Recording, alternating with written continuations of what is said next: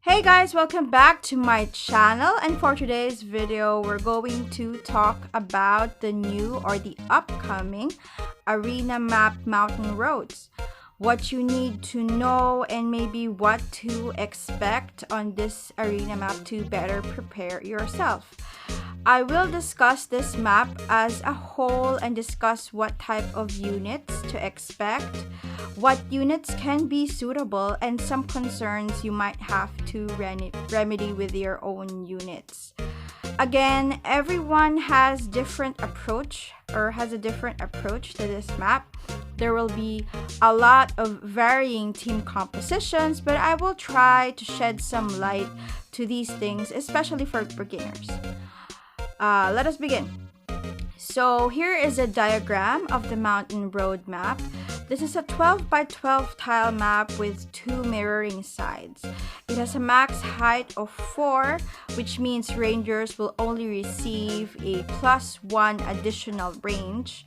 It has a max height difference of 3, which means minimum jump requirements for melee units would be 3 and above to be truly mobile in this map. One notable feature, or the most notable feature about this map, is the middle section. It seems like a valley with varying heights and height differences, but it never goes above 3. It is 4 tiles long and 12 tiles wide. It has a specific path for melee units, or most likely tanks, to cross the midsection. So what does this tell us? It tells me that range height, range, and mobility is once again an important factor in this map. The midsection would probably hinder a lot of melee unit skills and even range unit skills without range height. But first, let me explain how range height works. Range height dictates the maximum elevation your unit attack can reach, how many tiles above and how many tiles below, while range dictates how far across can your range reach. So here is a diagram showing how both range and range height works. So you can see here in the diagram, I put the ranges in, and inside the range tiles, I've put the heights of each tile. And I've also put an X mark on which tile the unit does not reach, because this unit has a range of 4 and a range height of 1. So any height above 1 has an X mark because they probably can't attack it. But it is in range in a sense. It's just that their range height limits them to attack those units. I hope you get what I mean about, or I hope I explained ranges and range height properly. So now that I've explained how range and range height works, I just want to note that these things are important in figuring out how this map affects the different types of DPSs currently available in the game. First, we have jobs that have a range height of 4 and above, as well as a range height of 2 and above. They will have an easier time in this map, like rangers, snipers, arithmeticians, mages, and dragoons. Rangers and snipers have a range height of 5 for all of their skills, with rangers having the advantage on range over snipers. I mentioned this in a previous video, but most ranger skills have an additional tile compared to sniper skills, where sniper have 2 tiles of range while rangers have 3. The second one are arithmeticians. Similar to rangers, have a range height of 5 up to 6 on their skills if you count in the area height of their AoE attacks. So besides the range height that I mentioned earlier, most AoE skills also have an AoE height. So if you have an AoE skill encompasses like 2 tiles, the AOE height dictates if one of these tiles have a height of 1, will they be able to hit it. So somehow, if you add the range height and the AOE height, it extends their range height capability. So they also have a range of 6, including the range coverage of their AOE attacks. As I've said, the AOE attacks somewhat extends their range. But unlike rangers who increase their range as they go up in height, arithmeticians will not do that. Dragoons, on the other hand, have a selection of jumps that give them flexibility, like vertical jump with 2 range and a range height of 5. So they don't have much of a reach, but they can reach high or jump in high elevations, or they can use horizontal jump with a range of 5, meaning they can hit someone 5 tiles across, but it has a range height of 0. So if someone is on height 1, they cannot use horizontal jump. Lastly, you have Dragon Dive, an AOE jump ability that has range height 2, but also gets extended by the AOE height. Mages in general have a range height of 2 for their attacks, and it can reach range height of 3 since their AOE attacks have an AOE height usually of 1. That adds up to the range height, making a total of 3, so they're also good for this map. The mages I'm referring to are specifically black mages, red mages, green mages, and mage of Mysidia, because usually the staff mages have like 0 range height or 1 range height, and even their AOE attacks just have 0 area height. So sorry, Ffbe, this might be quite troublesome for her. So any job that has a range less than or equal to 4 and a range height less than 2 will have a more challenging time in this map and quite a bit of effort to work. You might need to pair them with other units for them to be successful or not get killed as much in this map. Most melee's ranges max out at 4. Remember, the middle section is 4 tiles long and 12 tiles wide. So most melee attacks won't probably reach the other side just because there's this huge obstacle in the way.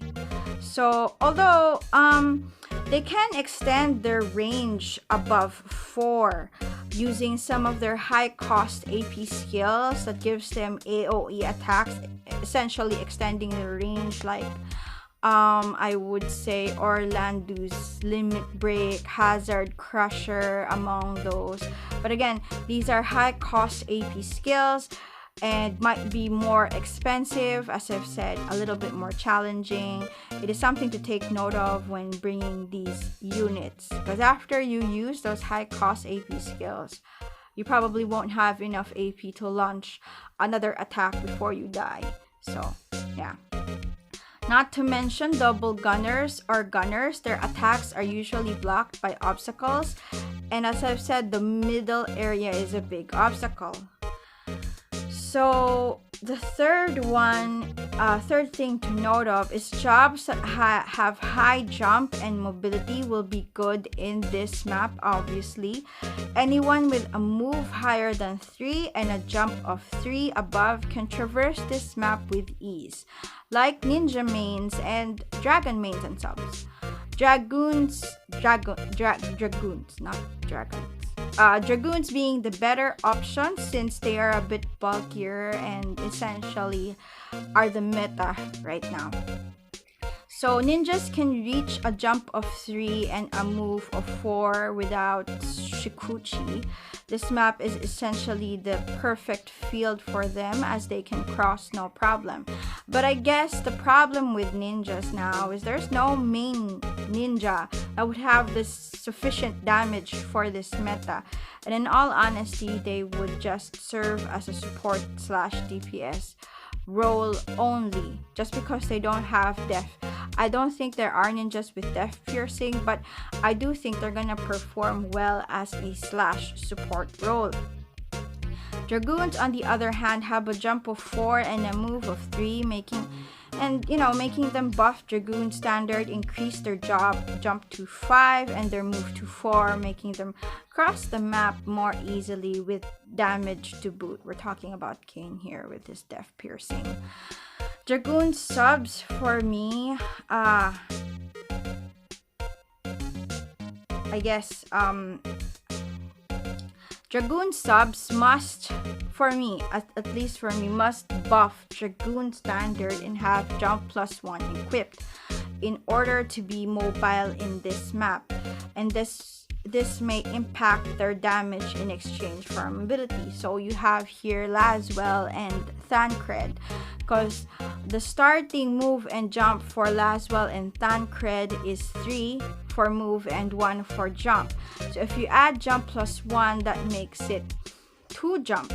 Still not enough. Remember, the minimum jump here to be truly agile is 3. So you might want to throw in a bit of a Dragoon standard on Thancred or Laswell just to make them move on the midsection a little bit more easy. But again, this means that you might be sacrificing some other good passives just to get good mobility on these units. As I've said earlier, melee units for this map is more challenging to bring. But then again, maybe coupled with a good support may help with that. For melees in general, I would suggest to increase Agi to cross faster compared to rangers. I would even say Agi is mandatory. If you don't get close as fast as you can, you might as well be a sitting duck against speedy, competent range units. So that's it for DPSs. Let us move on to tanks. Tanks, on the other hand, are relatively known to be slow and not so mobile, except for Dragoon sub-tanks like Wall and Dwayne. Similarly as I've said with melee units, you can equip them with jump +1 and make them buff Dragoon standard to increase mobility, to have the turns needed to potentially cross the midsection. But then again, you might be sacrificing other useful passives for the sake of mobility.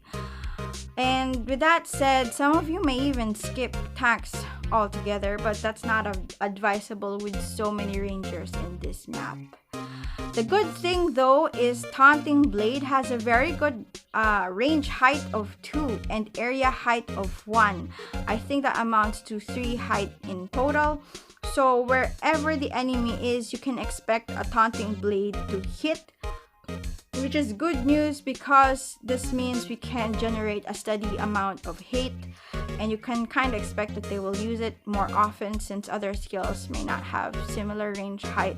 So still, tanks can tank. Even though they're slow, with Taunting Blade or Taunting Spell, they can still do their job.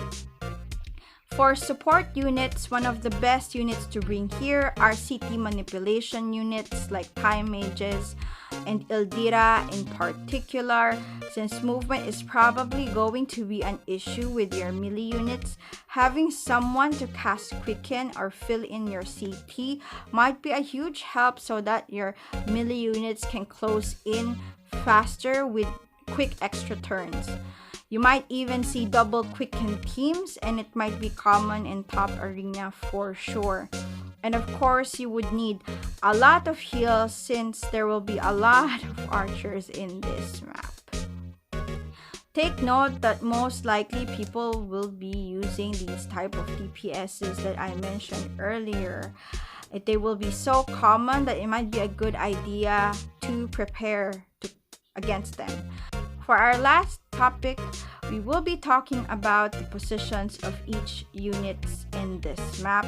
If you have noticed, the units are tightly packed together, so there might be less of a discussion about positioning and more of like just a few things to take note of. So if your units are not mobile, they most likely will reach the bottleneck on the designated path and will make your units clump together and potentially kill you in one AoE attack. What is this designated path I'm talking about? You see this solid red line in the diagram? It has a favorable height difference for jump 1 unit, so almost all the time your non-mobile units will try to squeeze themselves there or plant themselves near the wall trying to get a hit, making them a sitting duck to units who are mobile or units with higher range or even bulky units that can get cheap like hits when your units stand there. To remedy this, your DPSs on the opposite should be on opposite corners of each other ideally, or the opposite corner away from your tank, because remember your tank takes all the hate, so all the enemy units go there, so you might not want to get too close to your tank just because all of your units are so tightly packed. If there's any last tip that I probably would give is that position your tanks in front of another tank and then have a quicken person here and your DPS at the opposite side of your tank. It's because you don't want your DPS to clump together with your tank. You want that DPS to be the last person to clump with your tank. So yeah, that's and you put the quicken person here, and by quickening your tank, it gets farther away, and then hopefully your team will be in less danger. So that's all I think of the things, or like what you can expect that I can give. So yeah, I hope you guys learned something in this video, and if you have any questions or if you enjoy this video, leave it in the comments. Don't forget to like, to subscribe, and hit the bell button for notifications. And if you like Genshin videos, check out my husband's videos. They're pretty good too. And that's all, I guess. Yeah, thanks for watching. Ciao, bye.